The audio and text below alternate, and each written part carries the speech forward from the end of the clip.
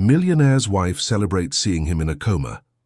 But the doctor sees through the window and Julianne Harrison raised her arms in a gesture of victory that left everyone present shocked. Her husband, the businessman Theodore Harrison, had been lying unconscious in the hospital bed for 3 days. And there she was, apparently celebrating his condition as if it were the best news in the world. It was when Dr. Jonathan Sterling approached the window of room 312 that he witnessed that disconcerting scene. Julianne wasn't just smiling, but her eyes shone with a relief he had never seen in relatives of critically ill patients. As an experienced doctor at St. Jude's Medical Center in New York City, he knew that each person reacts differently to trauma, but this was unlike anything he had ever seen. The blonde woman, wearing an elegant red dress that contrasted with the hospital environment, walked around the room with light, almost dancing steps. Her hands were trembling, but not from fear or worry. It was as if an enormous weight had been lifted from her shoulders.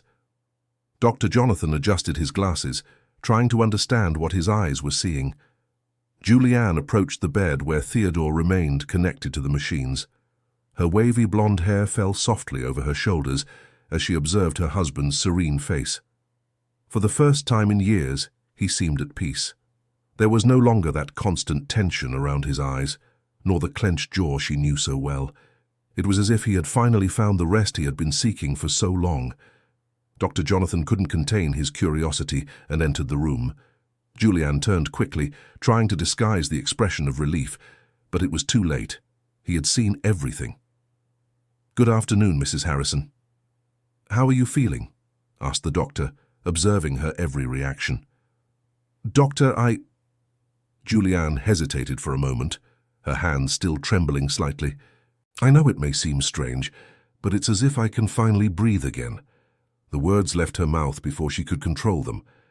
Dr. Jonathan made notes on his clipboard, but his eyes never left her face. There was something there that didn't make sense, a story that needed to be told.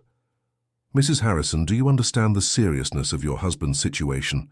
he asked delicately. Julianne nodded, but her expression did not show the expected anguish. Instead, she seemed to be fighting an impulse to smile again. "Doctor, you don't understand. Theodore is finally resting. Truly, resting. It's been over 2 years since I've seen him so calm." The doctor noticed that she spoke about her husband as if he were merely in a deep sleep, not in a coma due to a car accident that could have been fatal. There was a disconnect between the medical reality and her emotional perception that intrigued him deeply. "May I ask what your life has been like lately?" "Doctor," Jonathan asked, pulling a chair to sit close to her. Julianne looked out the hospital room window, watching the movement of New York City below. The mirrored buildings reflected the afternoon sunlight, creating a kaleidoscope of colors that seemed to dance before her eyes. It was a sight she hadn't been able to appreciate for a long time. "Doctor, I don't know if I can explain it in a way that makes sense. In recent years, our home has become a silent battlefield. Theodore, he's not the same person I met and married 15 years ago." Dear listener, if you're enjoying the story, please take a moment to like and especially subscribe to the channel. It helps us a lot as we're just starting out. Now continuing. Julianne's words echoed through the room as Dr. Jonathan continued to take notes. He realized there was much more behind that seemingly insensitive reaction. As a doctor, he had learned that sometimes families carried secrets that only surfaced in moments of crisis. "What do you mean by that?" he insisted gently. Julianne sighed deeply, her hands finally stopping their trembling. She sat in the armchair next to the bed, her eyes never leaving Theodore's serene face.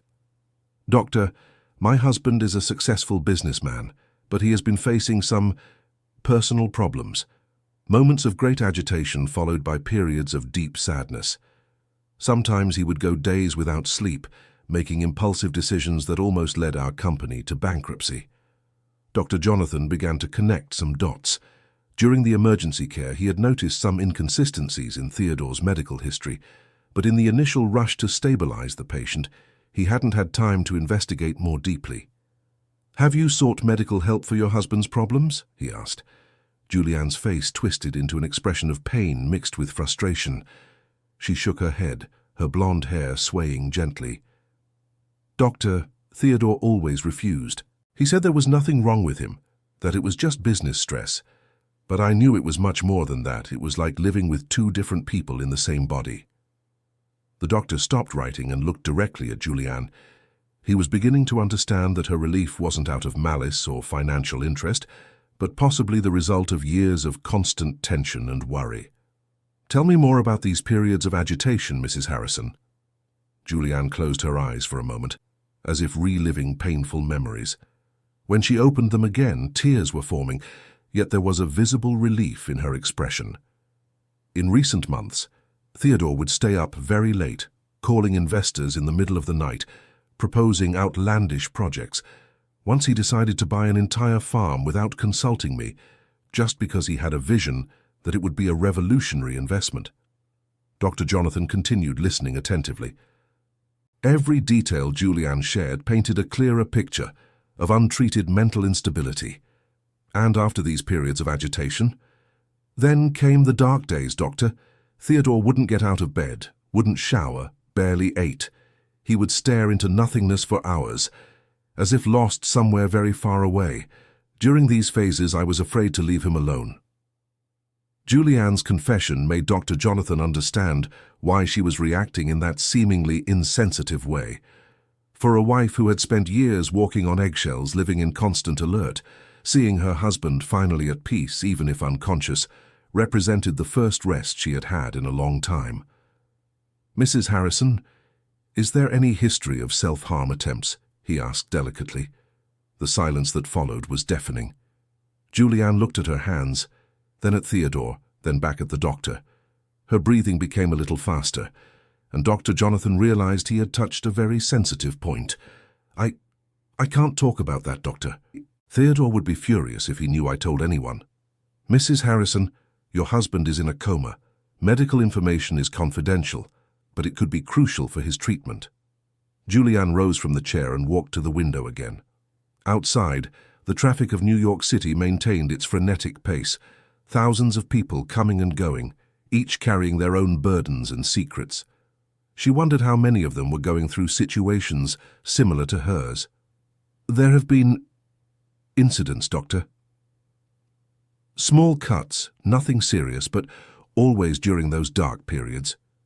Theodore would say it was just to feel something, anything other than the emptiness."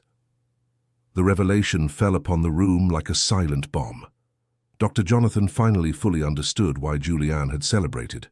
For a woman who had spent months, perhaps years, living with the constant fear of finding her husband in dangerous situations, seeing him safe, even unconscious, was literally a reason for relief.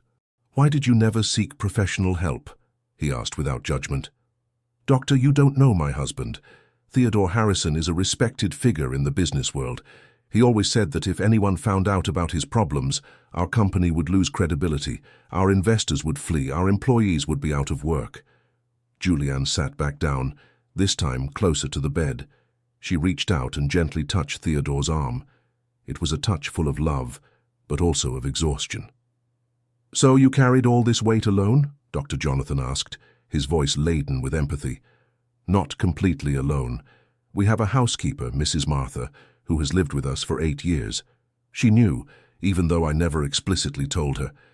Sometimes I would find her standing at the door of Theodore's office, just watching, ready to act if necessary." The doctor made more notes, beginning to build a clinical picture that went far beyond the car accident that brought Theodore to the hospital. He needed to better understand the patient's psychiatric history to offer the best possible treatment. "Mrs. Harrison, I need to ask some more specific questions about your husband's behavior. This will help me better understand how to proceed with treatment." Julianne nodded, seeming more willing to share now that she had broken the initial silence. "Did Theodore have any periods of excessive spending or impulsive financial decisions?" "Doctor, last month he decided to invest $2 million in cryptocurrencies without consulting our financial advisor. It was during one of those nights when he was inspired, as he liked to say. Fortunately, I managed to reverse the transaction the next day." "And episodes of irritability or aggression?" Julianne hesitated again. Dr. Jonathan realized this was an even more delicate area. "Never with me, Doctor.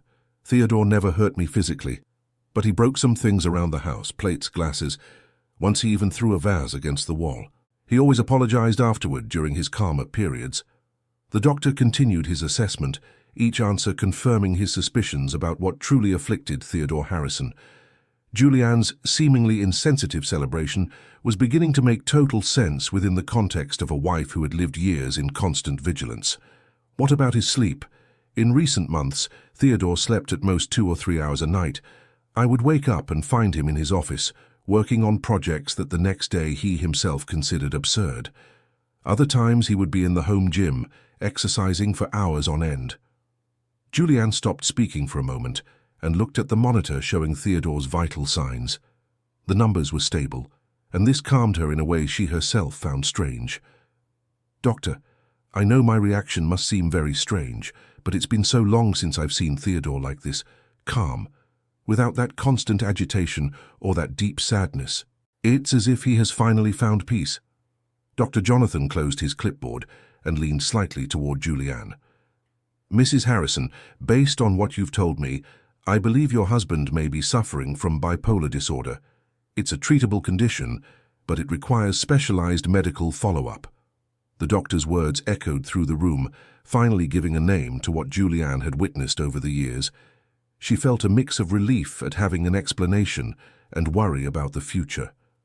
"Does this mean that his behaviors weren't my fault?" she asked, her voice choked with emotion. "Definitely not, Mrs. Harrison.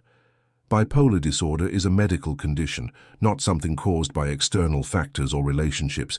You did the best you could with the information you had." Julianne finally allowed the tears to fall freely. They were tears of relief, of validation, of years of guilt finally being released. She had spent so much time wondering if she was doing something wrong, if she could have helped more, if she should have been more patient.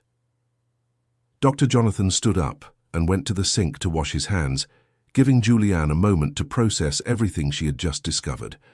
When he turned around again, she was holding Theodore's hand, whispering something he couldn't hear. "Doctor, how long will Theodore be like this?" she asked, without taking her eyes off his face. "It's hard to say for certain. The coma was the result of the head trauma from the accident. We're monitoring his brain activity, and there are positive signs, but when he wakes up, it will be important to start treatment for the bipolar disorder immediately." Julianne nodded in understanding. For the first time in years, she felt real hope. Not just hope that Theodore would recover from the accident, but that they could finally face together the demons that had been haunting their lives for so long. "Is there anything specific I should know about how to help Theodore when he wakes up?" Dr. Jonathan sat down again, sensing that Julianne was genuinely interested in learning and preparing for the future. "The most important thing is that the treatment be consistent. Regular medication, therapy, and a supportive environment. It will also be crucial that he accepts the condition and commits to the treatment." "And if he refuses again?" The worry was clear in Julianne's voice. "We'll have to cross that bridge when we come to it. Sometimes an experience like this can serve as a turning point, an opportunity for the person to recognize they need help." At that moment, the nurse Sarah entered the room to check the equipment. She had been working at the hospital for 15 years and was well acquainted with the family dynamics that developed during long hospital stays. "Good afternoon, Mrs. Letitia. How are you feeling today?" "Better, Sarah. Much better, actually." The nurse noticed the change in Julianne's tone of voice. In the first days after the accident, she had observed a woman clearly in shock, but now there was something different in her demeanor. "Is Dr. Jonathan taking good care of you and your husband?" "Yes, we're talking about important things. Things I should have faced a long time ago." Sarah finished checking the equipment and made some notes on the chart. Before leaving, she turned to Julianne. "Mrs. Letitia, may I speak with you for a moment? In private?" Dr. Jonathan understood the suggestion and discreetly withdrew, saying he would return later to continue the conversation. When they were alone, Sarah pulled up a chair and sat close to Julianne. Her experience told her there was something important that needed to be shared. "Mrs. Letitia, I don't want to intrude, but I noticed some things in the first days after the accident." "What kind of things?" "You didn't seem like most of the wives we see here. You weren't desperate, you weren't demanding we try everything. In fact, you seemed almost relieved. Julianne looked at Sarah with gratitude. It was comforting to know someone had noticed her situation without judging her. "Sarah, can I tell you something in confidence?" "Of course, Mrs. Letitia. Everything we talk about stays between us."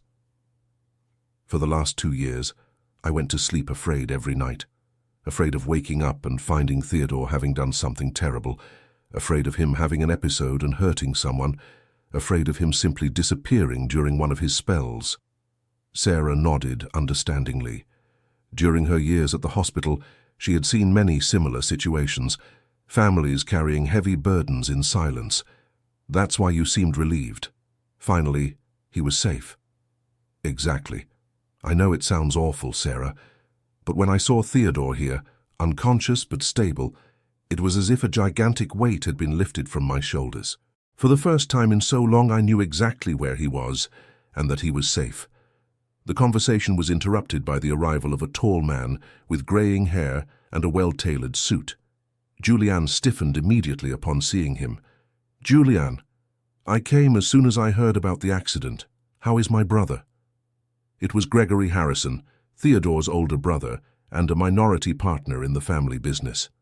The relationship between him and Julianne had always been tense, especially in recent years.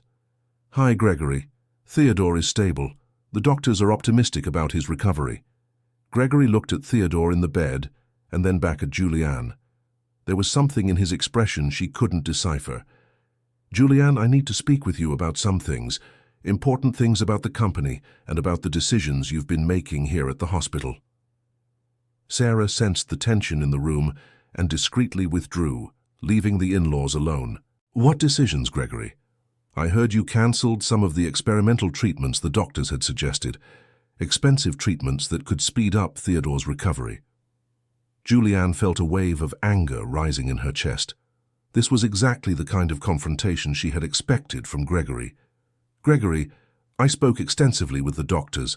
Those experimental treatments haven't shown proven efficacy and could do more harm than good.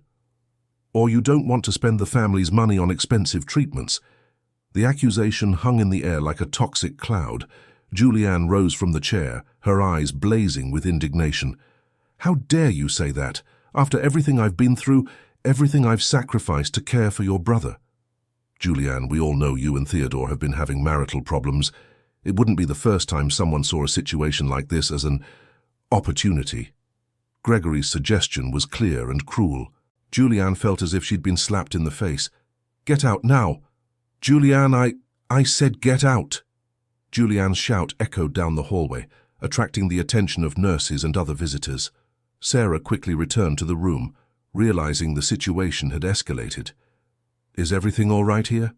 Gregory looked at Julianne once more, his expression a mixture of anger and suspicion. "This isn't over, Julianne. I will speak with the doctors about the treatment options. As a partner in the company and Theodore's brother, I have a right to be part of these decisions." When Gregory left the room, Julianne collapsed into the chair, trembling with anger and frustration. Sarah approached and gently touched her shoulder. "Mrs. Letitia, would you like me to call Dr. Jonathan?" "No, Sarah. I just need a moment to calm down." Julianne looked at Theodore, still unconscious, unaware of the drama unfolding around him. She wondered how he would react to this conflict between her and Gregory. He'd probably take his brother's side, as he always did. "Sarah, can I ask you something?" "Of course. Have you ever seen families fighting over medical decisions?" "Unfortunately, yes. It's more common than I'd like. Sometimes the stress and fear make people suspicious of each other, even when there's no reason. Gregory always thought I married Theodore for his money. He could never accept that someone could genuinely love his brother." Sarah sat down again, sensing Julianne needed to vent. "How long have you been married?" 15 years. We met in college, long before Theodore inherited the family business. Back then, he was just a business student with big dreams." "And when did the problems you mentioned begin?"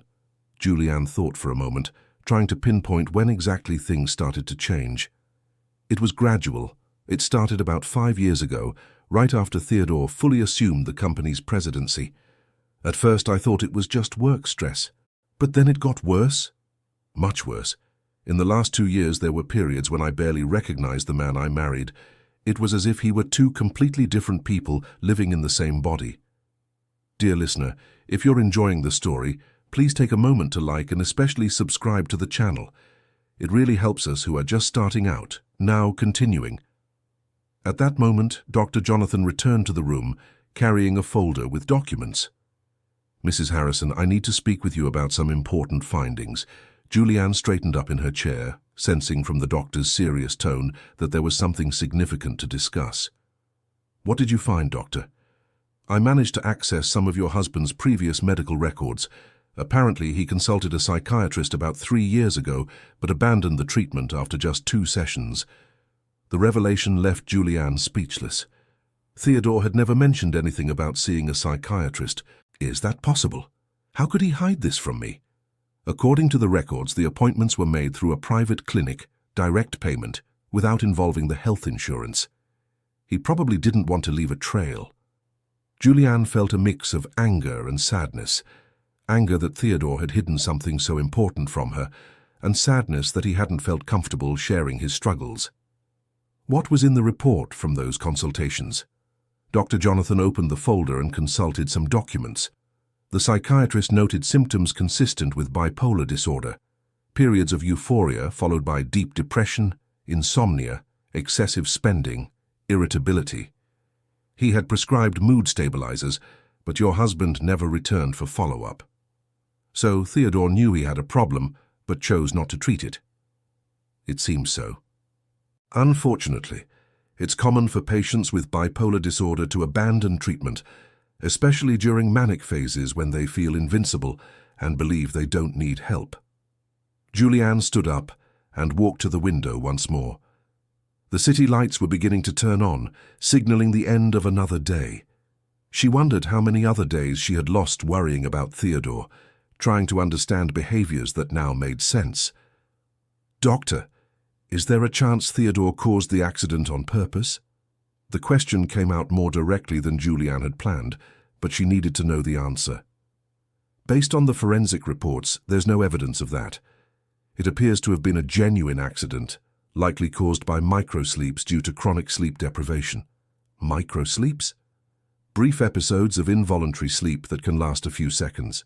It's common in people who haven't slept properly for extended periods. Julianne felt a relief mixed with guilt. Relief to know Theodore hadn't tried to hurt himself intentionally, but guilt for having suspected it. Doctor, what happens now? We continue monitoring his neurological progress. When he wakes up, it will be crucial to start psychiatric treatment immediately. This time it will be important for you to be fully involved in the process. And if he refuses again? Dr. Jonathan closed his folder and looked directly at Julianne. Mrs. Harrison, sometimes traumatic events like this serve as a wake-up call. Many people who previously refused to seek help become more receptive after experiencing the consequences of not treating their conditions. Sarah, who had remained silently in the room, approached the two. Dr. Mrs. Letitia had a difficult argument with her brother-in-law a little while ago. I think it would be good to talk about family support during the recovery process. Tell me about this argument, Mrs. Harrison. Julianne recounted the confrontation with Gregory, including his accusations about her financial motivations. Unfortunately, family conflicts are common in situations like this. Stress can make people say things they normally wouldn't. Doctor, Gregory has always distrusted me. Since the day I married Theodore, he believed I was only interested in the family's money. Could this complicate the recovery process? It can. If it creates an environment of tension and conflict at home, we will need to work on family unity as part of the treatment. Julianne sighed deeply, realizing the challenges awaiting her went far beyond Theodore's physical recovery. At that moment, an elderly woman, elegantly dressed, entered the room. Julianne immediately stiffened. Mrs. Eleanor. It was Theodore and Gregory's mother, a 72-year-old woman who had always maintained a cold relationship with Julianne. Julianne, how is my son? Stable, Mrs. Eleanor. This is Dr. Jonathan, the physician in charge of the case. Mrs. Eleanor greeted the doctor with a nod, and approached the bed to observe Theodore. Her expression was hard to read, a mixture of concern and something else Julianne couldn't identify. "Doctor, I want everything necessary done for Theodore's recovery. Money is not an issue." "Ma'am, we are doing everything possible. The current treatment is the most appropriate for his condition." Mrs. Eleanor turned to Julianne, her small, penetrating eyes fixed on her. "Gregory told me about some decisions you've made here, decisions that may be harming my son's recovery." Julianne felt her blood boil again. The entire family seemed to be uniting against her. "Mrs. Eleanor, all decisions were made in consultation with the doctors and based on Theodore's best interest. Julianne, dear, I know you're under pressure, but you can't let financial matters influence medical decisions." The condescension in Mrs. Eleanor's tone was unbearable. Julianne looked at Dr. Jonathan, seeking support. "Ma'am, excuse me, I didn't catch your name." "Eleanor Harrison." "Mrs. Eleanor, I can assure you that all medical decisions have been made based solely on the clinical benefit to the patient. There has been no financial consideration." Mrs. Eleanor didn't seem convinced, but nodded politely.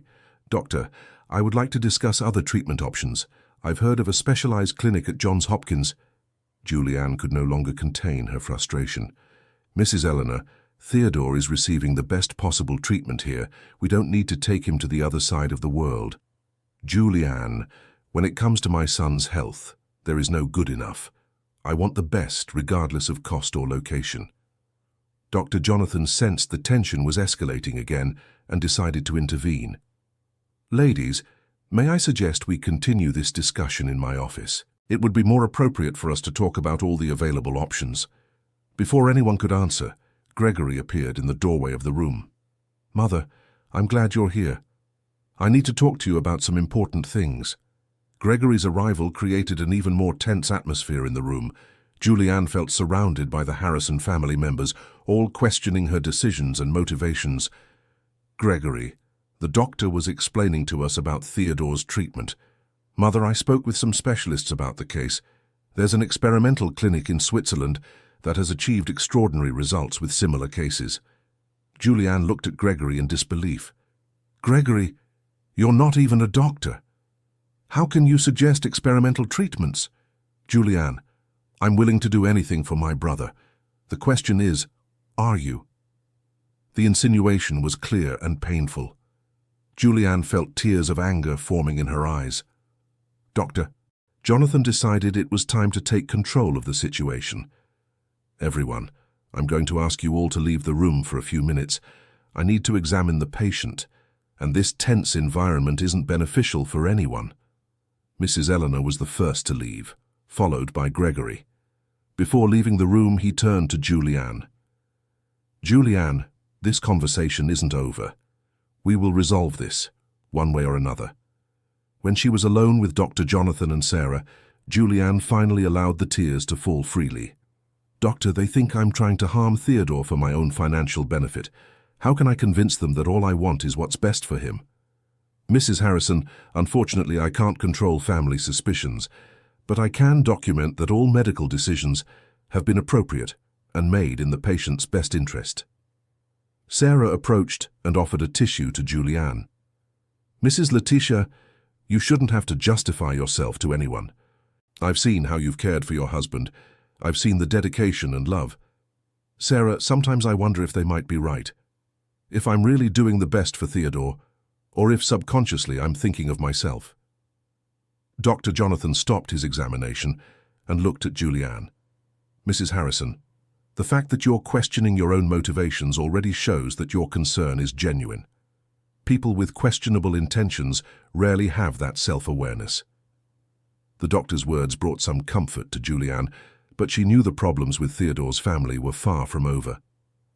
"Doctor, I need to tell you one more thing, something that might explain why the family is reacting this way." "What would that be?" "About a year ago, during one of Theodore's most severe episodes, he changed his will. He left most of the inheritance to a mental health research foundation. Dr. Jonathan completely stopped what he was doing." "Does the family know this?" "Gregory found out by accident a few months ago. Since then, our relationship has become even more tense. He believes I influenced Theodore to make that decision.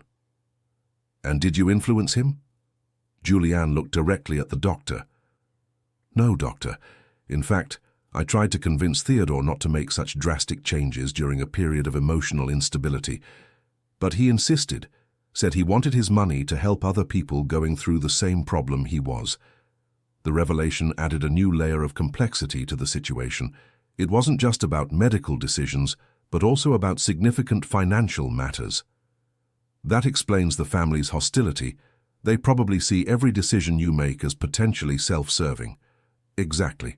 And now with Theodore unconscious, they must be thinking this is my chance to make decisions that ensure he doesn't fully recover. Sarah shook her head sadly. Mrs. Letitia, this is a very difficult situation, but you know you're doing the right thing. Sometimes I'm not sure, Sarah. Sometimes I wonder if it would be better for Theodore if he didn't wake up. Whether it would be more humane to leave him in peace rather than force him to face all the demons that torment him again. Dr. Jonathan approached Julianne. Mrs. Harrison, these thoughts are natural for someone who has witnessed so much suffering, but it is not your decision to make. Our job is to give Theodore the best possible chance at recovery and a full life. But what if he doesn't want that life, Doctor? What if he prefers to be unconscious rather than face the reality of his condition again? Those are questions only he can answer when he wakes up. Our responsibility is to ensure he has that opportunity. Julianne nodded, knowing the doctor was right, but still carrying the weight of years of difficult decisions.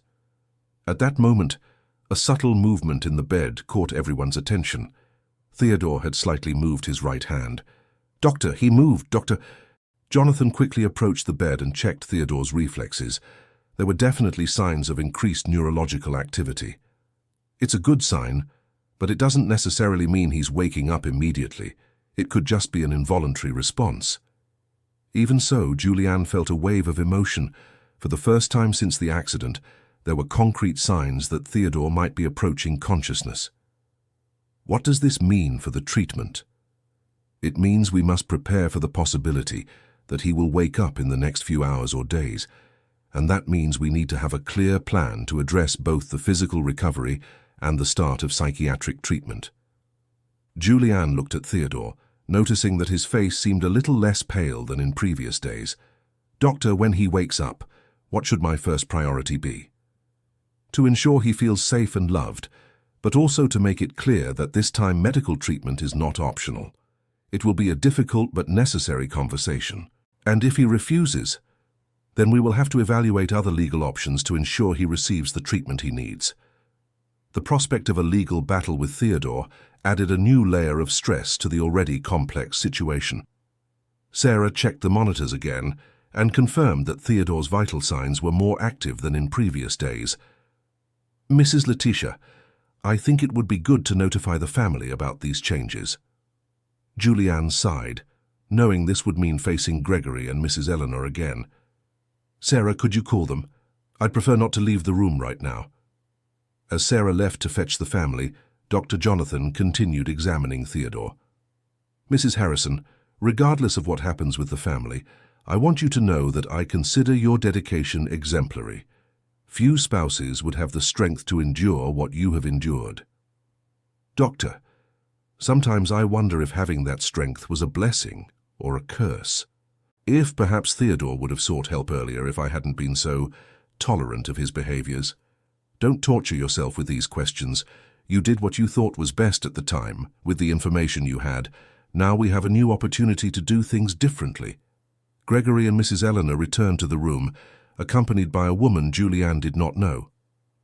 "Julianne, this is Dr. Victoria Kensington, a specialist neurologist I consulted about Theodore's case." Julianne felt a mixture of irritation and surprise. Gregory had brought a second medical opinion without consulting her. "Dr. Jonathan, this is Dr. Victoria. She would like to examine Theodore and review the treatment."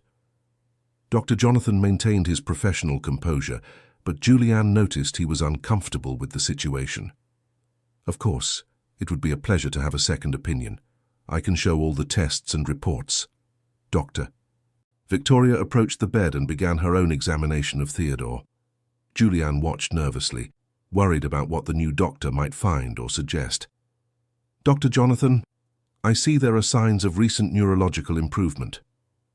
"Yes, they started just a few minutes ago. Small voluntary movements and increased brain activity." "Does this change the treatment options?" Gregory positioned himself close to Dr. Victoria, clearly hoping she would suggest something different from what Dr. Jonathan had proposed. "Well, there are some more aggressive therapies that could speed up the waking process, but they come with increased risks." Julianne immediately became alert. "What kind of risks?" "Deep brain stimulation, medications that force awakening but which can cause temporary or permanent mental confusion." "No." The word left Julianne's mouth with more firmness than she expected. "Julianne, you haven't even heard all the options. Gregory, I will not authorize experimental and risky treatments when Theodore is showing natural signs of recovery." Mrs. Eleanor approached Julianne. "Julianne, dear, perhaps we should consider all possibilities." "Mrs. Eleanor, with all due respect, I will not put Theodore's life at risk to accelerate a process that is happening naturally." Dr. Victoria looked between the two doctors and the family, sensing the tension. "May I suggest we continue with the current treatment for a few more days? If there are no significant improvements, we can review other options." It was a diplomatic solution, but Julianne knew it would only postpone the conflict. "Dr. Jonathan, what is your opinion?" "I agree with Dr. Victoria. The patient is showing positive signs. It would be prudent to give time for the natural recovery to continue." Gregory did not seem satisfied, but nodded reluctantly. "All right, but I want daily updates on any changes." "Of course, Mr. Harrison." When Dr. Victoria and Mrs. Eleanor left the room, Gregory remained for a few more minutes. "Julianne, I know our relationship hasn't been easy, but I want you to know I'm only worried about my brother." "Gregory, I'm also only worried about Theodore. I've always been worried." "Then why do I feel like you're hiding something from us?" Julianne looked at Theodore in the bed, then back at Gregory. "Gregory, I'm not hiding anything. I'm just trying to protect Theodore the best way I know how." "Protect him from what?" "From everything. From the family, the pressure, the judgments, from himself." Gregory seemed genuinely surprised by the answer. "What are you talking about?" Julianne realized it might be time to share at least part of the truth about Theodore's condition with Gregory. "Gregory, your brother has been very ill for the past few years. Not physically, but emotionally." "What kind of illness?" "He has bipolar disorder, Gregory. That's why the strange behaviors, the impulsive decisions, the periods of depression." Gregory fell silent for a long moment, processing the information. "Why did no one ever tell me?" "Theodore made me promise I would never tell anyone in the family. He was afraid it would affect his position in the company, his reputation. So all these years, while we thought he was just stressed, he was fighting something much bigger alone." Gregory sat down heavily in the chair, the reality of the situation finally becoming clear. "Julianne, why did you carry this burden alone?" "Because I promised Theodore I would. Because I loved him enough to protect his secrets. Even when it meant we would think poorly of you. Even then." Gregory looked at his brother in the bed with new eyes. "That explains a lot. The mood swings, the crazy projects, the strange financial decisions, and the change in the will, Gregory. Theodore didn't do that on impulse or because I influenced him. He did it because he genuinely wanted to help other people going through the same problem. My God, Julianne, I owe you a huge apology. Gregory, you didn't know. No one in the family knew. But I should have noticed. I should have paid more attention to my own brother, instead of suspecting his wife." Julianne felt an enormous relief at finally sharing the truth with someone in the family. "Gregory, when Theodore wakes up, he's going to need a lot of support, from the whole family. Will he accept treatment this time?" "I hope so. Sometimes an experience like this can be the wake-up call a person needs." At that moment, Theodore made a low sound, almost inaudible. Both Julianne and Gregory immediately approached the bed. "Theodore, can you hear me?" Theodore's eyes moved slightly beneath his closed eyelids, but he didn't fully wake up. "Dr. Jonathan," Julianne called. The doctor quickly checked Theodore's vital signs and reflexes. Brain activity is increasing significantly. I believe he may wake up in the next few hours. Julianne felt a mix of anxiety and hope. After days of waiting for this moment, now that it was approaching, she felt unprepared. "Doctor, what should I do when he wakes up?" "Stay calm. Speak to him calmly. Let him orient himself slowly. Don't bombard him with too much information at once." "And about his condition?" "That we can address gradually after he's fully conscious and oriented." Gregory approached Julianne. "Julianne, when he wakes up, do you want me to stay here or would you prefer privacy?" "I think it would be good for him to see you here, Gregory. Maybe it will help him feel safer." "And Mother?" "Let's see how he reacts first. Mrs. Eleanor can be too intense for the first moment." Sarah entered the room carrying some medications. "How is he?" "More and more active. I don't think it will be long now." "Mrs. Letitia, are you prepared for this?" Julianne looked at Theodore, trying to imagine what it would be like to see him awake after so many days of silence. "Sarah, I don't think we would ever be completely prepared, but we are ready to try." Dr. Jonathan made some notes on the chart. "Mrs. Harrison, when Theodore wakes up, it's important that he feels loved and supported, but also that he understands some things will have to change." "About the psychiatric treatment?" "Yes. This time it can't be optional, for both his safety and the family's peace of mind." Julianne nodded, knowing this would probably be the most difficult conversation of her life. Gregory walked to the window and watched the city movement. "Julianne, can I ask you something?" "Of course." "Do you still love my brother? After everything you've been through?" The question took Julianne by surprise. She took a moment to answer. "Gregory, I love Theodore, I always have. But in recent years, sometimes I felt like I was loving a memory, a version of him that only existed between the episodes of the illness. And now? Now I hope we can rediscover who he really is, beneath all the confusion and pain. Do you have hope that you can have a normal marriage?"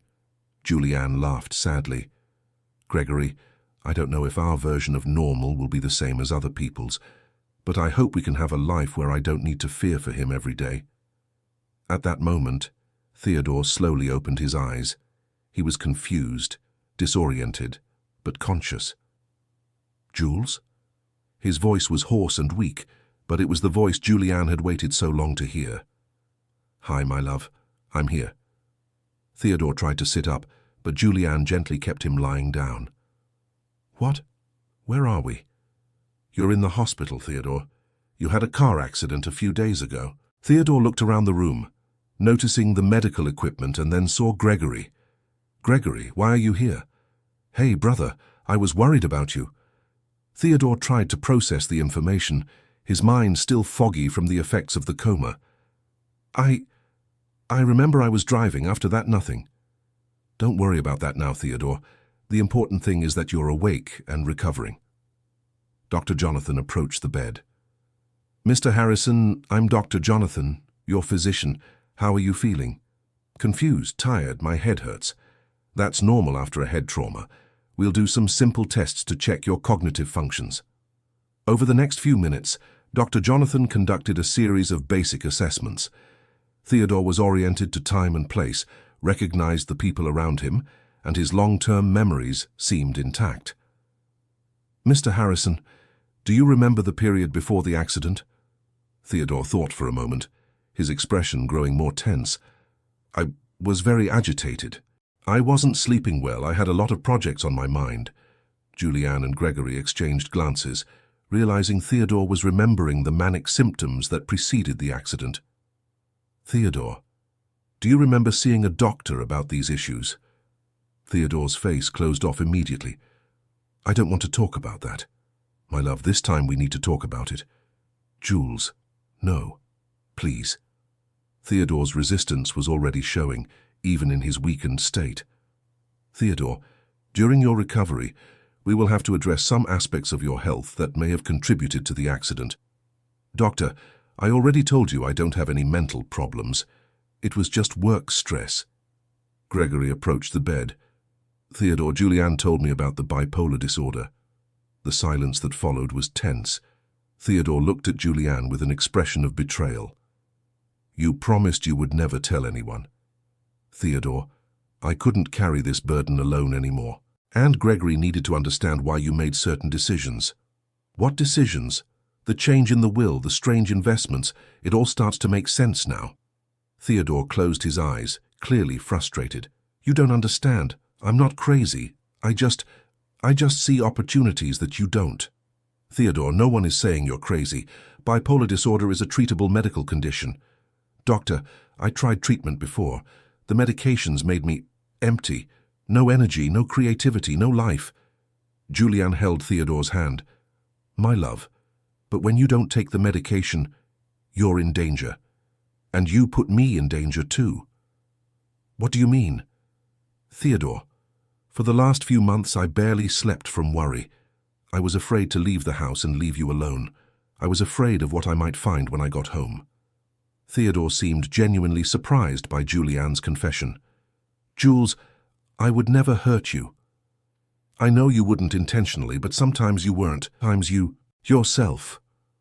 Gregory sat in the chair near the bed. Theodore, remember the time you called all our investors at 3 in the morning to propose opening a branch in Antarctica? Theodore looked embarrassed. It seemed like a good idea at the time. Or when you disappeared for 2 days without telling anyone and were found at a hotel in Miami, trying to buy a hotel chain with money we didn't have. Gregory, I was exploring business opportunities. Theodore, you spent $300,000 in 2 days, on things you can't even explain now. The evidence was piling up, and Theodore began to look less confident in his justifications. Maybe I got a little carried away. My love, it wasn't a little. It was years of behaviors that almost destroyed our company, our marriage and your health.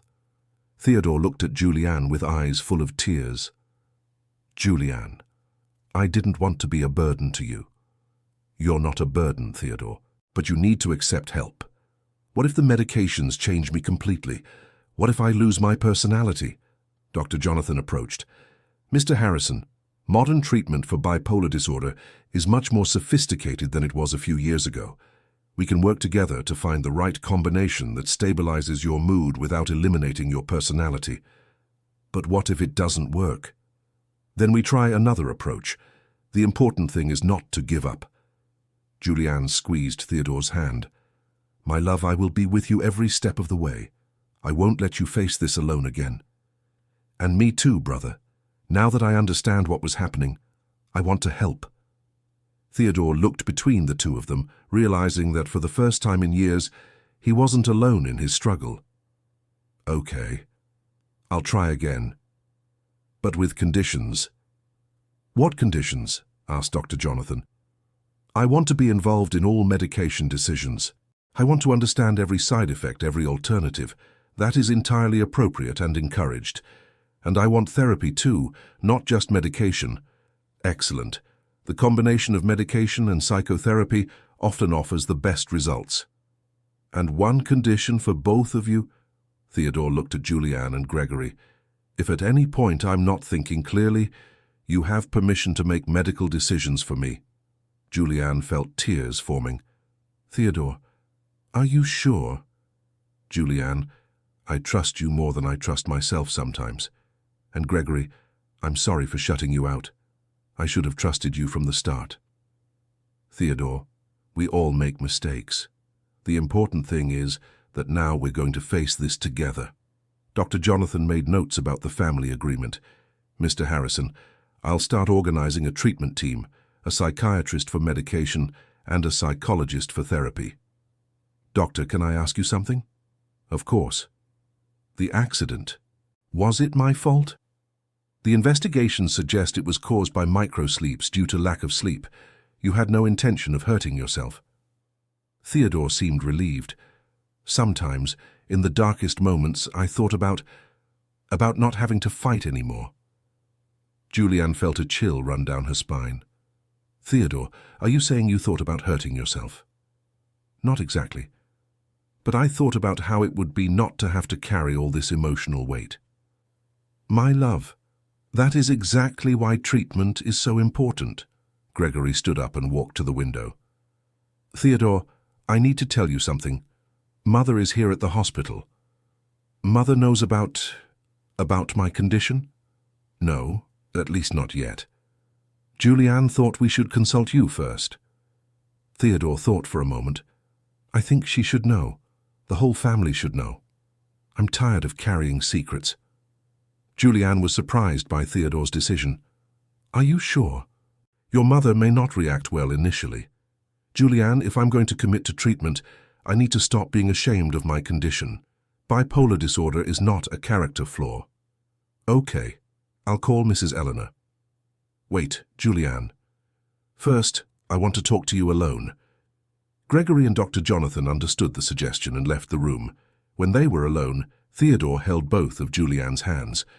Julianne, I'm sorry for everything, for all the years of fear, of uncertainty, of weight that you carried alone. Theodore, you don't have to apologize for being ill. But I do need to apologize for not seeking help sooner, for making you suffer unnecessarily. Julianne leaned in and kissed Theodore's forehead. My love, the important thing is that now we're going to face this together. Julianne, do you still love me? After everything? The question Julianne had feared was finally asked. Theodore, I have always loved you. But in recent years, sometimes I felt like I was losing you to the illness. And now I have hope that we can find a middle ground. You without the extremes that caused you so much suffering. Julianne, I promise I will commit to the treatment. But I also promise I will fight to keep being the person you fell in love with. Theodore, the person I fell in love with had stable moods, was affectionate and present. If the treatment brings that version of you back, I'll be the happiest woman in the world. Theodore smiled for the first time since waking up. Then let's begin this journey. Julianne called Gregory and Dr. Jonathan back into the room. Are we ready to speak with Mrs. Eleanor? Yes, but I want to be the one to tell her about my condition. Gregory went to get his mother. While they waited, Dr. Jonathan explained the next steps of the treatment to Theodore. Mr. Harrison, we'll begin with a complete psychiatric evaluation. Then we'll gradually introduce medication while you're still hospitalized, so we can monitor the effects. How long will I stay here? Probably another week for the neurological recovery, and maybe a few more days to begin the psychiatric treatment. And after that, regular outpatient follow-up, weekly appointments initially, then monthly as you stabilize. Mrs. Eleanor entered the room, clearly relieved to see Theodore awake and alert. Theodore, my son, what a scare you gave us. Hi, Mum. I'm so sorry for worrying you. Mrs. Eleanor approached the bed and kissed her son's forehead. What matters is that you're okay now. Mum, I need to talk to you about some important things. What things, dear? Theodore looked at Julianne, who nodded encouragingly. Mum, I have a medical condition that explains a lot of the strange behaviors you've noticed in recent years. Mrs. Eleanor sat in the chair, realizing this was a serious conversation. So what kind of condition? Bipolar disorder, Mum. It's a mental illness that causes extreme mood swings. Mrs. Eleanor was silent for a long moment, processing the information. How long have you known this? For a few years, but I was afraid to tell the family. Why? Fear of how you would react, fear it would affect my position in the company, fear of the stigma. Mrs. Eleanor looked at Julianne. Did you know? Yes, Mrs. Eleanor. Theodore made me promise not to tell anyone. And you carried this burden alone all these years? Julianne nodded. Mrs. Eleanor stood up and, to everyone's surprise, hugged Julianne. My dear, forgive me. I didn't know how much you were sacrificing for my son. Mrs. Eleanor, you don't need to apologize. Yes, I do. And Theodore, my son, forgive me for not realizing you were suffering. Mom, I hid it very well. It wasn't your fault. But now you're going to seek treatment? Yes, Mom. This time I will commit fully. Mrs. Eleanor sat down again, looking calmer. What can the family do to help? Dr. Jonathan stepped closer. Mrs. Eleanor, family support is crucial. Understanding when he is in treatment, patience with possible medication side effects, and help maintaining a stable routine. We can do all of that. Gregory also stepped closer. Theodore, about the company, I think we should talk about redistributing some responsibilities while you focus on recovery. Gregory, do you think I can still run the company? Of course you can, but perhaps with more support, more of a shared decision-making structure. That makes sense. Julianne watched the conversation with relief. For the first time in years, the whole family was working together instead of against her. Dear listener, if you're enjoying the story, please take a moment to like and especially subscribe to the channel. It helps us a lot as we're just starting out. Now continuing, Sarah entered the room to check Theodore's medications. How are you feeling, Mr. Harrison? Better, Sarah, much better actually. That's good. Mrs. Letitia took very good care of you these past days. She always takes care of me, Sarah, even when I don't deserve it. Sarah smiled and continued with her procedures. In the following days, Theodore showed steady progress both in his neurological recovery and in his acceptance of psychiatric treatment. The team's psychiatrist, Dr. Michael Fletcher, began working with him to find the right medication. Mr. Harrison, we'll start with a low dose of a mood stabilizer. It's important you report any side effects to me. Doctor, what are the most common side effects? Initially, there may be drowsiness, mild nausea, and perhaps some difficulty concentrating, but these effects usually lessen over time. What about creativity? The ability to work? Many patients find that once stabilized, their productivity actually improves because they no longer have the extreme periods of mania followed by paralyzing depression.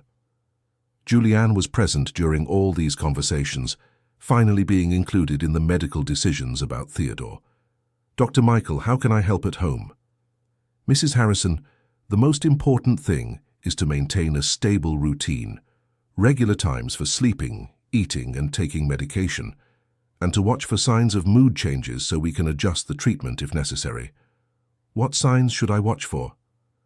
Periods of little sleep, excessive spending, very rapid speech, increased irritability, or on the opposite side, social withdrawal, loss of interest in activities, changes in appetite. And if I notice these signs, call me immediately. It's much easier to adjust treatment at the beginning of an episode than after it's fully set in. Theodore listened attentively to all these instructions. Doctor, it's strange to be discussing my symptoms so openly. For years I denied they existed. Mr. Harrison, this transparency will be fundamental to the success of your treatment. 1 week after waking up, Theodore was ready to be discharged from the hospital. The whole family gathered in the room for the farewell. Theodore, I'm very proud of the courage you've shown, said Mrs. Eleanor. Mum, it was easy to be courageous with all of your support. Gregory approached with a folder of documents. Theodore, I've organized some changes to the company's structure to reduce your stress load.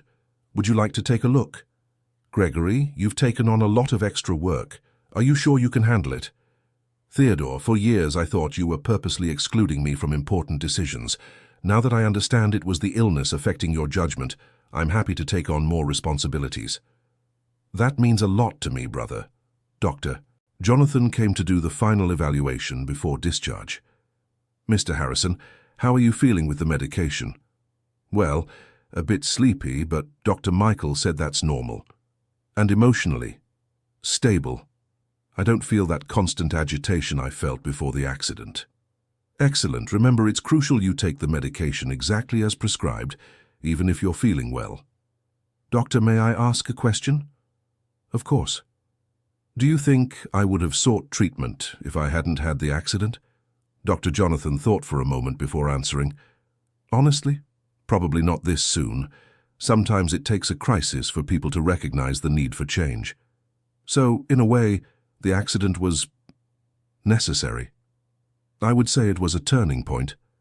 But the credit for accepting treatment and committing to recovery is all yours. Julianne helped Theodore get dressed and pack his belongings. How are you feeling about going home? Nervous, but hopeful.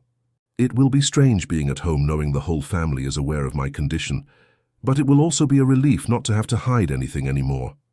True, I'm tired of carrying secrets. Sarah appeared in the doorway. Mr. Harrison, I came to say goodbye. It was a pleasure taking care of both of you.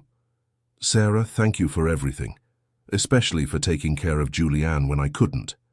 It was a privilege, and Mrs. Letitia, you were an example of dedication and love. Thank you, Sarah, for everything. When they were ready to leave, Theodore stopped at the door and looked back.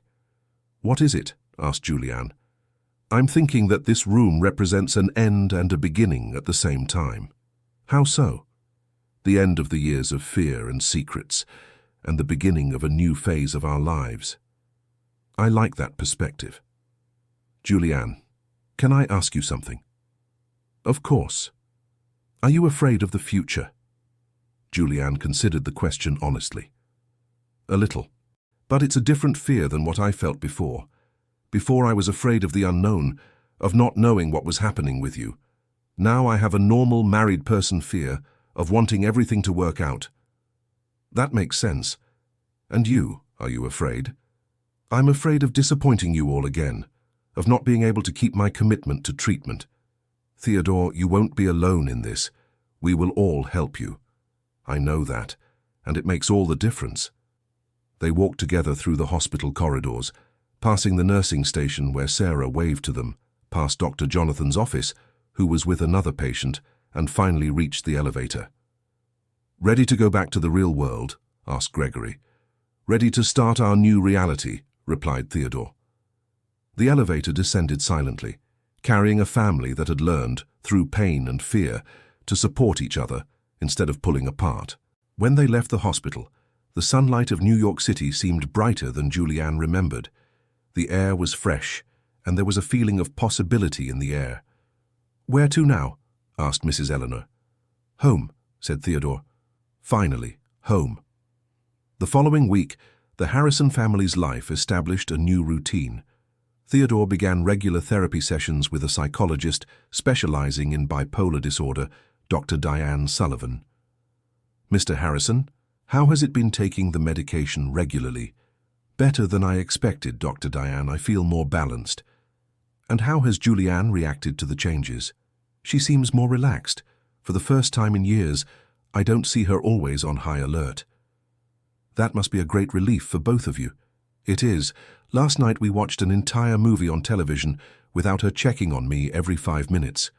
Dr. Diane smiled. "Small normal things like that are big victories." "Doctor, can I talk about a concern?" "Of course."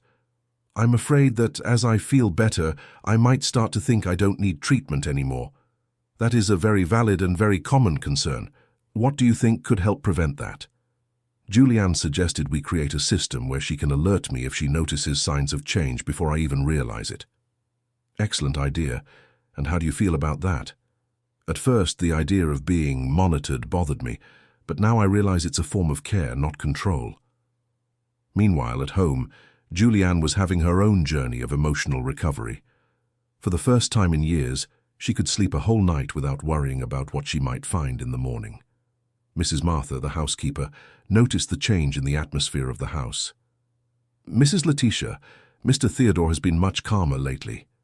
"Yes, Martha. He is finally receiving treatment for the problems he's been facing. And you seem lighter too." "I am feeling lighter. For the first time in a long time, I feel like I can breathe." "Mrs. Letitia, can I say something?" "Of course." "All these years I've greatly admired your dedication to Mr. Theodore. Even when things were difficult, you never gave up on him." "Thank you, Martha. Sometimes I myself didn't know if I was doing the right thing." "You were. True love means staying by the person's side through the storms."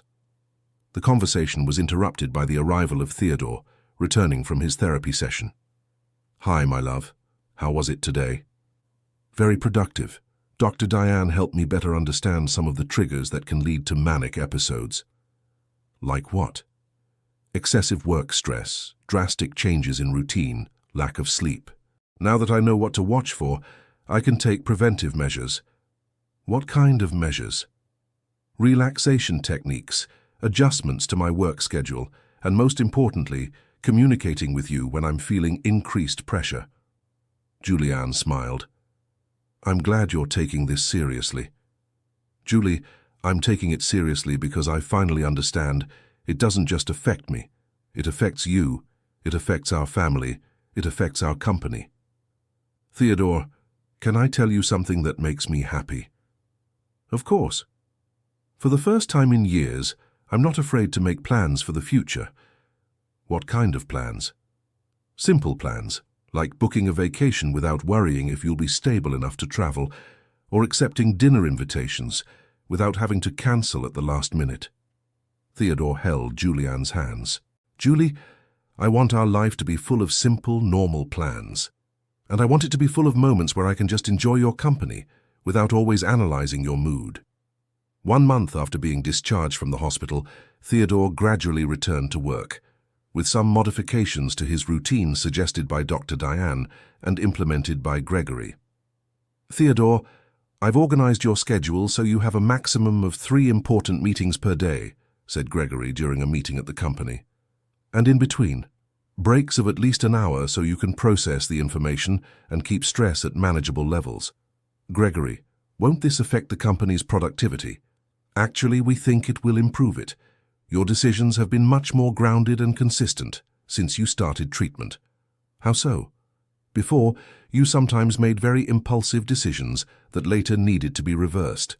Now you think more, consult more, and your decisions are more solid. Theodore reflected on this. That's true. I remember some decisions I made during periods of mania that were problematic. Like that time you wanted to open 5 branches simultaneously in 3 different states. Without proper market analysis, without detailed financial planning. Yes, that wasn't my best phase. Now you're asking for detailed reports, consulting the team, taking time to analyze. It's a very positive change. During lunch, Theodore called Julianne to tell her how the morning had been. Hi, my love. How is your first day back going? Surprisingly well, Julie. I'm feeling productive, but not agitated. What's the difference? Before I felt like I was in a constant race, like I had to do 1,000 things at once. Today, I'm managing to focus on one thing at a time and actually finish tasks. That's wonderful, Theodore. And you, how is your day? Peaceful. I'm managing to focus on my own life without worrying about you every minute. What does that feel like? Strange, but good. I managed to read an entire book last night without losing concentration because I was listening to see if you were okay in the office. Julianne, forgive me for having stolen so many moments of peace from your life. Theodore, you didn't steal anything. We were going through a difficult situation together. What's important is that we now have tools to deal with it. In the evening, when Theodore got home, he found Julianne preparing dinner while singing softly. It had been years since he'd heard her sing. What song is that? A song I listened to a lot when we were dating. I remembered it today and it's been in my head all day. May I dance with you? Julianne smiled and accepted the invitation. They danced slowly in the kitchen, with the music only in their heads as dinner finished cooking. Theodore, yes? I'm happy. Me too, Julianne. I'm happy in a way I haven't felt in a long time. What is this happiness like? It's calm, stable. It's not that intense euphoria I sometimes felt, which always came with the fear that it wouldn't last. Do you prefer this happiness? Very much, because I know I can trust it. 2 months after the accident, Theodore had his first follow-up appointment with Dr. Michael. Mr. Harrison, how have you been feeling with the current medication? Very well, doctor. I haven't felt any of the extremes I used to feel. Side effects? Minimal. A bit of drowsiness in the first few weeks, but that passed. And emotionally? Stable. I can handle work stress without panicking or becoming manic. I can feel sad about normal things without falling into a deep depression. Excellent. And Julianne, how have you observed the changes? Doctor, it's as if my husband has returned to being the person I met 15 years ago. Present, affectionate, but balanced. Have you been able to rebuild intimacy in your relationship? Julianne and Theodore looked at each other. It's been a gradual process, said Julianne. For years, our relationship was defined by the illness. Now we're learning to relate to each other again without that element dominating everything. How has that process been? We're rediscovering simple things we like to do together, said Theodore. Watching movies, cooking together, talking about work without it turning into a crisis. And your sex life? It's also recovering gradually, replied Julianne. For a long time, I was so worried about Theodore's mental state that it was hard to relax. Now, as I feel more secure, the intimacy is returning naturally. It's important that you have patience with this process. Rebuilding trust takes time. "Doctor, may I ask a question?" said Theodore. "Of course. How long will I need to take medication?" "Probably for the rest of your life, Mr. Harrison. Bipolar disorder is a chronic condition, but that doesn't mean your life can't be full and satisfying. And if I wanted to try without medication at some point, it would be extremely risky. Most patients who stop medication end up having severe relapses." Julianne held Theodore's hand. "My love, after everything we've been through, are you thinking about stopping the medication?" "Not now, Julianne. But sometimes I wonder what it would be like." "It would be like it was before," she said gently. "And we both know what it was like before." Theodore nodded, understanding. "You're right, Doctor. I'll continue with the treatment." 3 months after the accident, the Harrison family organized a small rebirth party, as Mrs. Eleanor liked to call it. "Theodore, I want to make a toast," said Gregory, raising his glass of wine. "To what?" "To my brother, who had the courage to face his demons, to Julianne, who showed what true love means, and to our family, which became stronger through adversity. Gregory, thank you for everything, for forgiving me, for taking on more responsibilities at the company, and especially for supporting Julianne when I couldn't." "Theodore, that's what family is, being there during the difficult times." Mrs. Eleanor approached Julianne. "Julianne, dear, I have something for you." It was a small silver jewelry box, a family heirloom traditionally passed down to daughters-in-law. "Mrs. Eleanor, I can't accept this." "Of course you can. You deserve this and so much more. You saved my son." "I didn't do it alone. Medicine saved him. You kept him alive until medicine could save him. That is equally important." Julianne accepted the gift with tears in her eyes. That night, as they were getting ready for bed, Theodore found Julianne looking at the jewelry box. "Beautiful, isn't it?" "Very. But more important than its beauty is what it represents. What does it represent for you?" "Acceptance. For the first time, I feel the family truly accepts me as part of it. Julianne, you've always been part of the family. Maybe they took a while to express it, but you always belonged." "Theodore, can I tell you something I've never said before?" "Of course. There were times, especially in the months before the accident, when I thought about giving up." Theodore stopped brushing his teeth. "Giving up how?" "On us. On the marriage. I even consulted a lawyer about divorce." "Julianne, I didn't know. I didn't go through with it because I still loved you, but I was exhausted, physically and emotionally exhausted." "And now?" "Now I'm glad I didn't give up. I'm glad I held on until you got the help you needed." Theodore hugged her. "Julianne, I promise I'll make it worth your while for staying. You already are. Every day you take your medication, every therapy session, every positive change at the company, all of that shows me it was worth it." 6 months after the accident, Theodore decided to do something he had never done before: speak publicly about his experience with bipolar disorder. "Julianne, I'm thinking of giving an interview to a mental health magazine." "Are you sure? Once that information is public, there's no going back." "I know that, but I think my story might help other people going through the same thing." "What about the impact on business?" "I talked to Gregory about it. He thinks it could even be positive, showing that our company values transparency and mental health." "What do you want to talk about in the interview?" "About how the stigma almost cost me my life, my marriage, and my family. About how proper treatment not only saved my life but improved it." "What about me?" "Only if you allow it." "I want to talk about how you were heroic all those years." "Theodore, I wasn't a hero. I did what any wife who loves her husband would do." "Julianne, not every wife would have endured. Many would have given up much sooner. You deserve recognition for that." The interview was published a month later, under the headline, "CEO Tells How Bipolar Disorder Almost Destroyed His Life and Family." The response was greater than they expected. Theodore received hundreds of emails from people sharing their own experiences and thanking him for breaking the silence. "Julianne, look at this email." Theodore showed her the computer. It was from a woman in Chicago saying she had recognized the symptoms of bipolar disorder in her husband after reading the interview, and that he had agreed to seek treatment. This one is from an executive in Miami saying he completely identified with my story and booked an appointment with a psychiatrist. How do you feel about all this? Good, really good, actually. I feel like something positive came out of all our struggle. Theodore, can I suggest something? Of course. What if we created a support group for families dealing with bipolar disorder? You would do that? I think so. I missed having someone to talk to so much during all those years. If I can prevent other wives from feeling as alone as I did, Julianne, that would be incredible. 1 year after the accident, Theodore was completely stabilized in his treatment. The company was thriving under the new shared leadership structure between him and Gregory. Dr. Michael, I think this is my last regular appointment, said Theodore. How so? Well, not last appointment forever, but last monthly appointment.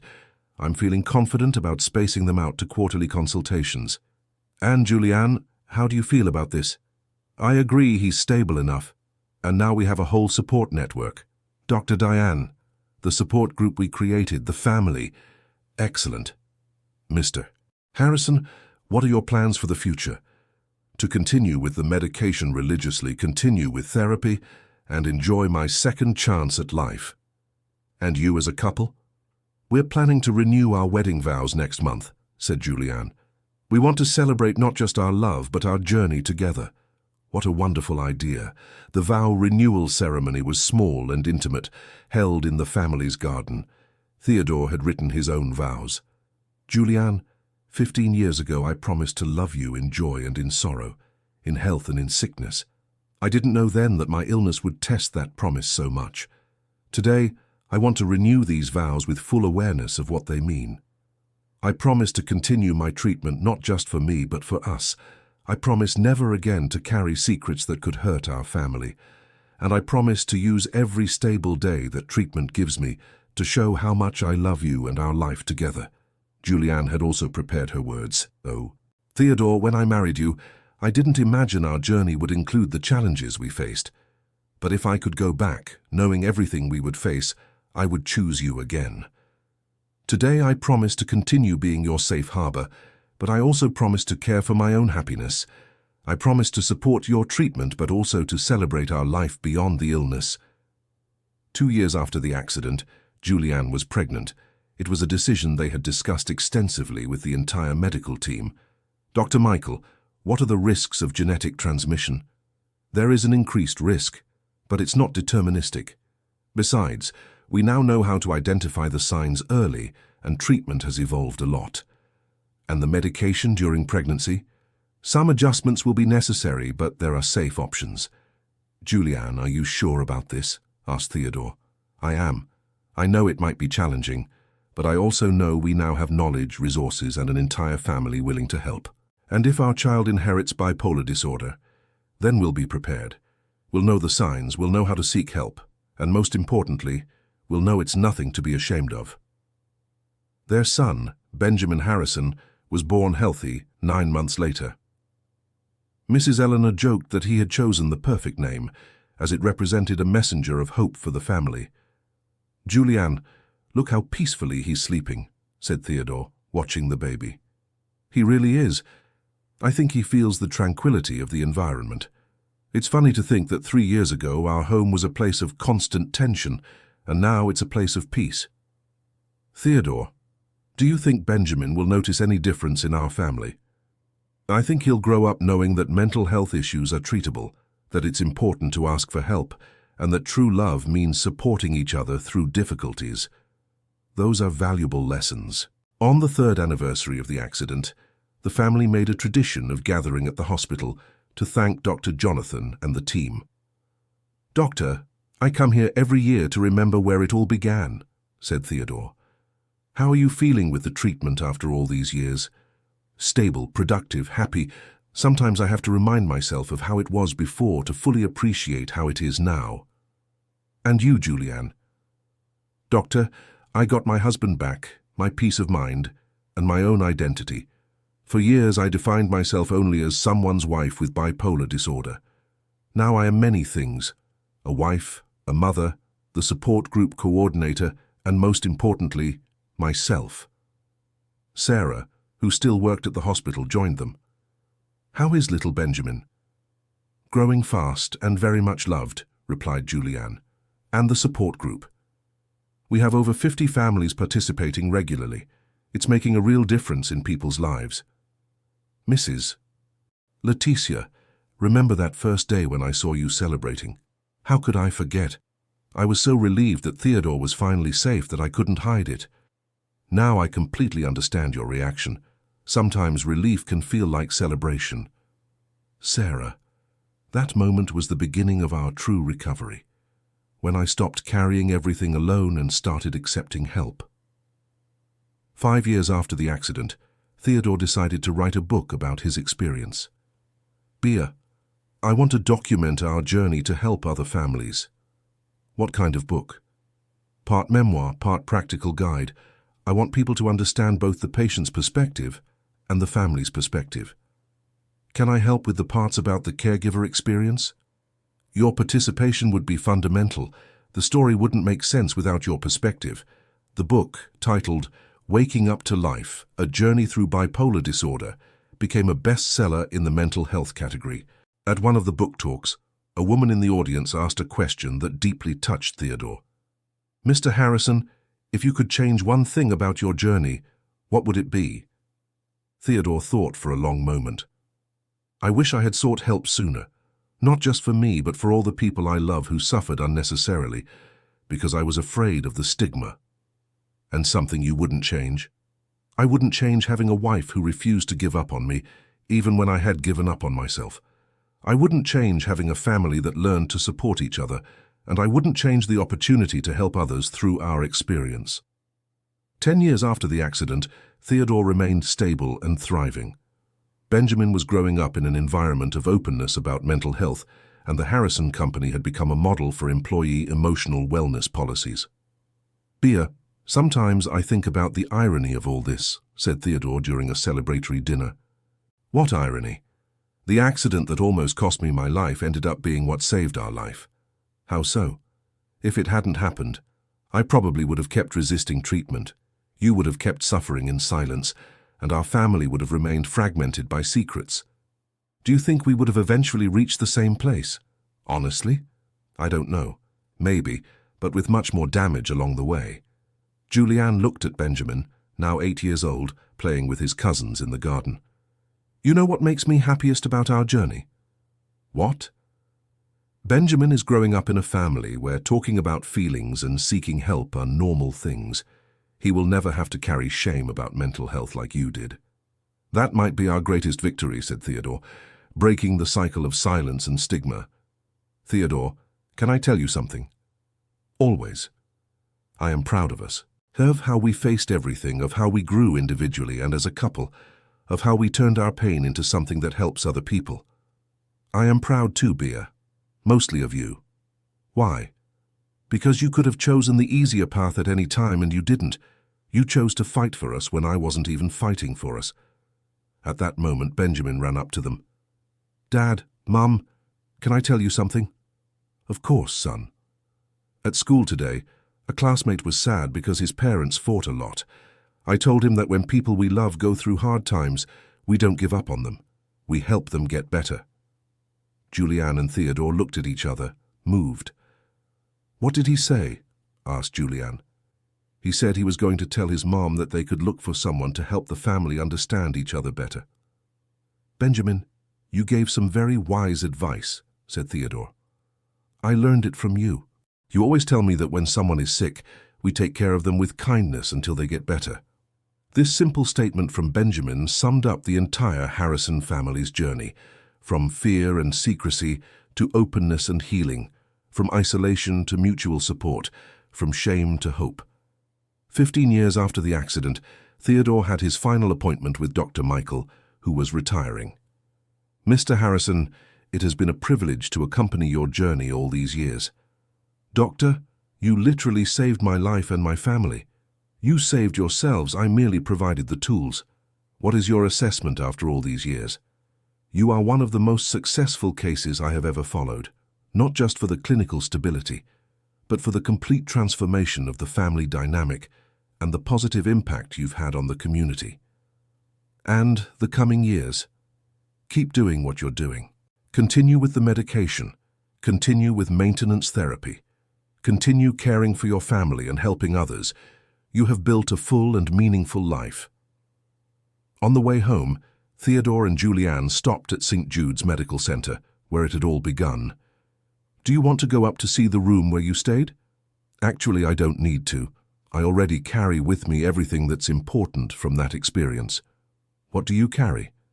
Gratitude for the awakening, the memory of how precious mental stability is, and most of all, the certainty that true love can overcome any challenge. They walked hand in hand back to the car, where Benjamin was waiting, reading a book on neuroscience he had gotten from the school library. Dad, did you know the brain can heal itself by creating new connections? Yes, I did, son. It's one of the most amazing things about how we're made. Is that why when people have problems with their brain, like you did, they can get better with medicine and therapy? Exactly, Benjamin. The brain is much more flexible than people imagine. That's so cool. When I grow up, I want to study that to help other people like you guys help. Julianne smiled, knowing Benjamin was growing up with a healthy perspective on mental health that she and Theodore never had in childhood. 20 years after the accident, the Harrison family's story had become a case study in several universities on family resilience and recovery from mental disorders. Theodore, now with graying hair but bright eyes, was lecturing to a group of medical students. The most important question you can ask a patient with bipolar disorder is not, "What is wrong with you?" but "What happened to you, and how can we help you have the life you deserve?" A student raised his hand. "Professor Harrison, what was the turning point in your treatment?" "When I stopped seeing my condition as a personal failure and started seeing it as a medical condition that needed to be managed, just like diabetes or hypertension." "And your family, how did they adapt?" "My wife always knew I was not my illness. During the worst times, she managed to separate Theodore from bipolar disorder. That gave me hope that I could make that separation too." After the lecture, a young doctor approached. "Professor, my mother has bipolar disorder. For years, our family lived on an emotional roller coaster. Your story gives me hope that we can have a healthy relationship." "Doctor, unconditional love doesn't mean accepting destructive behaviors. It means supporting the person while they seek treatment. Your mother is lucky to have you understanding the difference." That night, at home, Theodore found Julianne in the garden, watching the stars. "What are you thinking about?" "I was thinking about how unpredictable life is. 20 years ago, at this exact moment, you were in a coma and I was celebrating because I finally knew where you were and that you were safe. And now I celebrate for completely different reasons. I celebrate our life together, our family, the people we help, the peace we've found. Julianne, if that 15-year-old girl from back then knew everything we would face, do you think she would have had the courage to continue?" "I think so, because deep down I always knew you were worth the fight. And I always knew I was stronger with you than alone." Benjamin, now 18 and ready to start medical school, joined them in the garden. "Dad, Mom, I wanted to thank you for something." "What, son?" "For raising me knowing it's okay to ask for help, that feelings aren't something to hide, and that true love means taking care of each other during the hard times." "Benjamin, those were lessons we learned the hard way. I'm glad you grew up already knowing that." "Dad, can I ask a question I've always wanted to ask?" "Of course. Are you afraid that I might inherit bipolar disorder?" Theodore and Julianne looked at each other. "Benjamin, if you develop any mental health condition, we will be prepared. We'll know how to spot the signs, we'll know how to get the best treatment, and most importantly, you'll know it's nothing to be ashamed of." "But would you rather I didn't have it?" "Son, I would want you to have the healthiest, happiest life possible. If that includes managing a medical condition, we will be here to support you." "And know this," Julianne added, "some of the most creative, intelligent, and compassionate people we know have bipolar disorder. It's not a life sentence. It's just one variable to consider in life." Benjamin smiled. "Thank you. That puts my mind at ease." Just then they heard the phone ring. It was Gregory, calling to share some news. "Theodore, our company has been chosen as a model for good practices in corporate mental health by the Department of Health." "Really?" "Yes. They want us to present our programs at the National Conference on Mental Health in the Workplace. Gregory, that's amazing. Theodore, remember when you were afraid that people finding out about your condition would hurt our company? I remember. Now our openness about mental health is making us leaders in the industry. After hanging up, Theodore looked at his family gathered in the garden. Do you know the most beautiful part of our whole journey? What? Asked Julianne and Benjamin in unison. We turned our biggest challenge into our greatest contribution to the world. Julianne moved closer and hugged Theodore. And we turned our biggest crisis into our greatest opportunity for growth. Benjamin watched his parents embrace and smiled. And you gave me the greatest gift parents can give a child. What gift? They asked. An example that no matter how tough the challenges are, when we face them together, we can overcome them and come out even stronger on the other side. 25 years after the accident, Julianne was flipping through a photo album when Theodore sat down beside her. What are you looking at? Pictures from all these decades. Look at this one, from the day you woke up from the coma. In the photo, Theodore looked fragile and confused, but Julianne was radiant beside him. I looked terrible, Theodore laughed. You looked alive, that was all that mattered. And this one is from our second wedding. The vow renewal. What a special day. And this one is from Benjamin's birth. I remember you were so nervous about being a father with bipolar disorder. And look how he's grown. Balanced, compassionate, determined to help others. They continued flipping through. Benjamin graduating from medical school, specializing in psychiatry, the opening of the treatment center they founded, the countless families they had helped over the years. Julianne, if we could go back in time and prevent the accident from happening, would you do it? Julianne thought for a long moment. It's a difficult question. On one hand, it would avoid all the suffering we went through. On the other hand, I don't know if we would have gotten to where we are without going through that experience. The accident forced changes we might never have made voluntarily. That's true. And how many people wouldn't have received help if we hadn't shared our story? Theodore, I think our greatest victory was turning a personal tragedy into hope for other people. And our second greatest victory was keeping our love intact through everything. At that moment, Benjamin entered the house, now graduated and working as a psychiatrist at the family's treatment center. Dad, Mom, I have some news for you. What news, son? I received an offer to write a book about growing up in a family where mental health is discussed openly. What do you think of the idea? Asked Julianne. I think it's important. Many children grow up in families where mental health problems are shameful secrets. I want to show how it can be different. Benjamin, we're proud of you, said Theodore. Dad, I have a question. Go ahead. Do you still take medication every day? Religiously? 25 years without missing a day. And do you still go to therapy? Once a month, it's part of my self-care routine. Did that ever bother you? In the beginning, yes. I saw it as a limitation. Now, I see it as a tool that allows me to have the life I want. That's how I want my patients to see it too. Julianne looked at the two men she loved, seeing how the journey of pain had transformed into purpose. Benjamin, when you write your book, I want you to include one important thing. What, Mom? That it's possible for a family not just to survive mental disorders, but to thrive. That children can grow up healthy even when a parent has a mental health condition.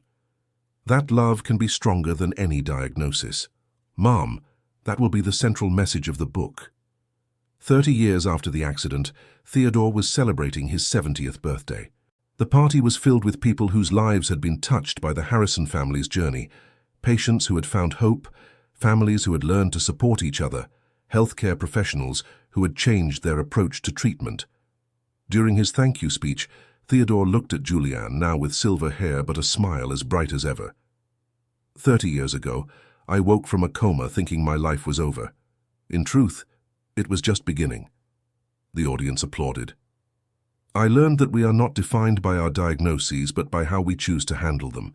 I learned that true love isn't perfect, but it is persistent. and I learned that our greatest pain can become our greatest gift to the world. Benjamin, now the director of the treatment center and a father of 2, approached the microphone. "Dad, on behalf of all the families you and Mom have helped over the years, thank you for having the courage to share your story. Benjamin, I want you to know our journey continues. As long as there are families suffering in silence, as long as there are people afraid to seek help, our work is not finished." Julianne joined them on stage. "When I was young, I thought a happy marriage meant never having any problems. I learned that a happy marriage means facing problems together, growing through them and coming out stronger on the other side." The party continued late into the night, with stories being shared, tears of gratitude being shed, and plans for the future being made. When they were finally alone, Theodore and Julianne sat on the porch of their home, watching the stars that had witnessed their entire journey. "Bea, what do you think when you look at everything we've been through?" "I think about gratitude.